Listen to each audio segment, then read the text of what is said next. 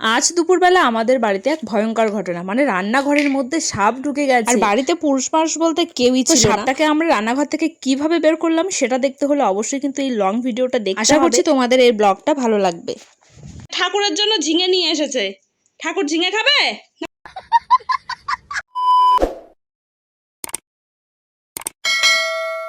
Hello everyone, good morning. সবাই কেমন আছো? আশা করছি ভালো আছো। সকাল সকাল একদম ব্লগটা শুরু করেছি। তো দেখো, এখন এসছে ঠাকুর ঘরে পুজো দিতে। আর আজকে এতগুলো ফুল পেয়েছে। তো যাই হোক, পুজো দেবো। তো তার আগে না সবজির দোকান এসেছে। তো চলো সবজি নিয়ে আসি। কি কি সবজি নেবো সেটা তো অবশ্যই শেয়ার করবো। এ বাবু, আমার ছেলে আগে পালিয়ে গেছে সবজি নিতে। এই দোকানটা আসাতে অনেকটাই সুবিধা হয়েছে আমাদের, আর বাজারে যেতে হয় না।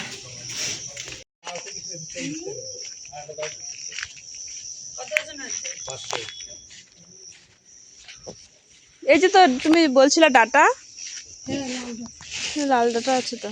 আর কি বলো? ভালো লাগে না, ছোট ছোট কথা ভালো লাগে না। না বড় নাও। বড়ই তো নেবো। এই যে তুমি কি বাজার করছো? কি বাজার করছো? আচ্ছা আচ্ছা 20 টাকা শো। রেখে বাবা রেখে দাও, নিতে হয় না। বকবে তো। তুই জায়গা আনো না ওদি। এবারে ঝুড়ি নিতে এসেছে, ঝুড়িতে করেই। এই তুই কি করছিস? তুই কি রান্নাঘরে ঢুকবি? এই যাস না যাস না যাস না, দাঁড়া তো। খুব বড়। আর কি কাঁচা লঙ্কা দাও দিতে। আমার সবজি নিয়ে নিয়েছি, তুমি নেবে একটা? ধরো। কাঁচা লঙ্কা পচে যাচ্ছে কেন? নাও।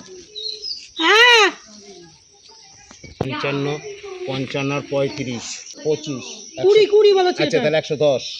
সপ্তাহে একটা কমায় 6টা দিয়ে দাও। ধরো তো বোমা। আজকের বাজার বাড়ি থেকে না হলো। এই যে ডাটা, মা বলছিল কালকে যে ডাটা নিয়ে আসবে বাজার থেকে, কিন্তু দেখো বাড়ির সামনেই পেয়ে গেল, বাড়িতেই চলে এসেছে। এখানে ঝিঙে, পটল, ঢ্যাঁড়স আছে, শশা আছে, আর এখানে আছে আম। এই হচ্ছে আজকে আমাদের বাজার। আর এই যে লঙ্কা নিয়েছে। ওর জন্য ঝিঙে নিয়ে এসেছে। ঠাকুর ঝিঙে খাবে? ওটা কলা তুমি খাবা, চলো। চলো চলো। বাজার করা কমপ্লিট, এখন পুজো দেব। আর এই যে এখানে ঠাকুরের জন্য কলা নেওয়া হয়েছে, আম নেওয়া হয়েছে। অনেক ফুল পেয়েছে আজকে। তো চলো একটু মন ভরে শান্তি করে পুজো দেই। আর এই যে আমার পাপা, দুষ্টু বালক, তাই তো, এত দুরান্ত, এত দুষ্টু, মানে বলারও বাইরে। তো যাই হোক, ওই যে কেন জিও পায়, কিন্তু প্রচুর রাগ ধরে যখন কথা না শোনে। তো যাই হোক, ওকে এখন এখানে আমি বসিয়ে রাখবো। আর এরপরে আমি কোনো ভিডিও করতে পারছি না। এ বাবা, কারেন্ট চলে গেল,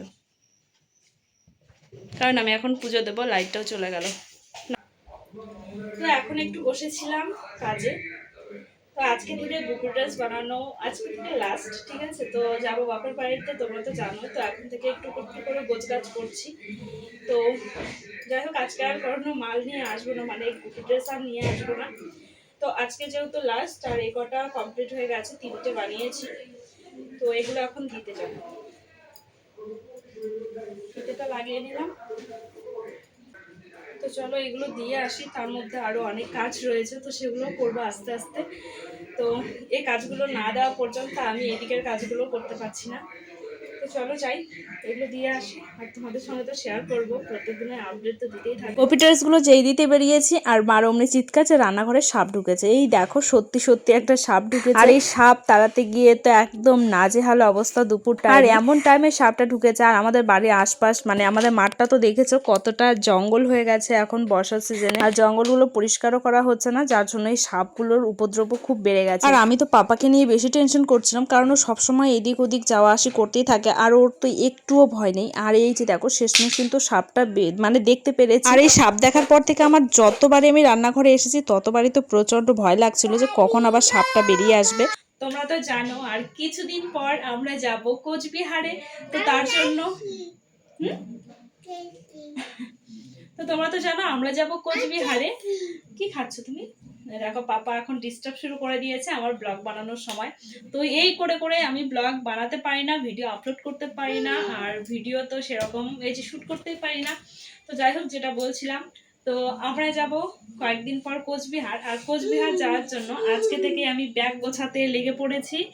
মানে চলো ব্যাগ গোছা, আর ব্যাগ গোছানোর জন্য দেখো একটা ট্রলি তো বের করে নিয়েছি, তবে এর মধ্যে অনেক কিছু জিনিস আছে, এগুলোকেও বের করতে হবে। মানে কোথাও যেতে হলে বেশিরভাগ কাজ, মানে শান্তি নেই জীবনে, এটাই হচ্ছে মেন কথা। তো চলো আজকে ব্যাগ গোছাবো, আর সেটা তোমাদের সঙ্গে আজকে আমি শেয়ার করব।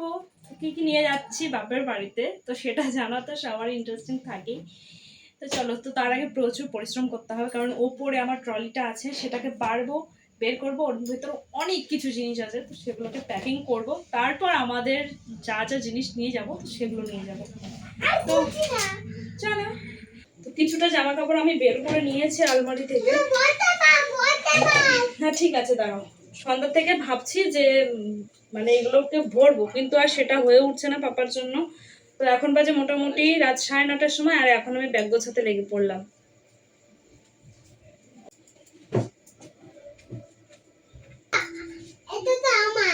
এটা তোমার আর এটা কি আমার? তুমি সরো ওখান থেকে, এই যে বাসন টাসন পড়ে যাবে, তুমি সরো ওখান থেকে, সরো, সোফার দিকে যাও।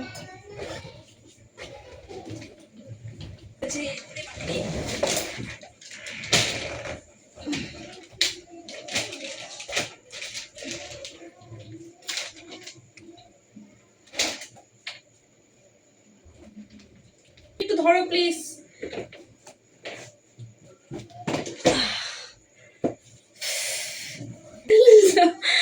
অনেক কষ্ট করে পারা হলো, তোমাদেরকে একবার অবস্থাটা দেখাই। এই হচ্ছে ট্রলি, তো এটা আমি একটা নাইটি দিয়ে ঢেকে রেখেছি ধুলো পড়ার জন্য।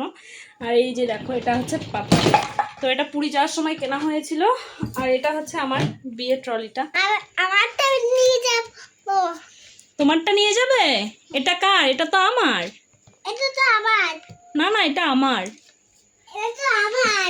আচ্ছা, সব তোমার। ঠিক আছে, সব তোমার।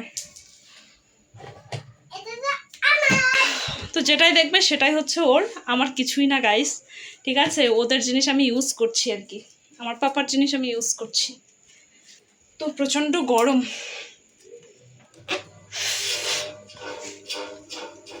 আর এটার ভেতর না অনেক জিনিস আছে, ভাবছি এটা নিয়ে যাব কিনা। একটা ট্রলি নিয়ে হয়ে যেত, কিন্তু এত জামা কাপড়, তো ভাবছি বড়টাই নিয়ে যাব, ছোটটা নিয়ে কি আর কোনো লাভ নেই। ছোটটায় প্রচুর জিনিস আছে, এটাতেও আছে।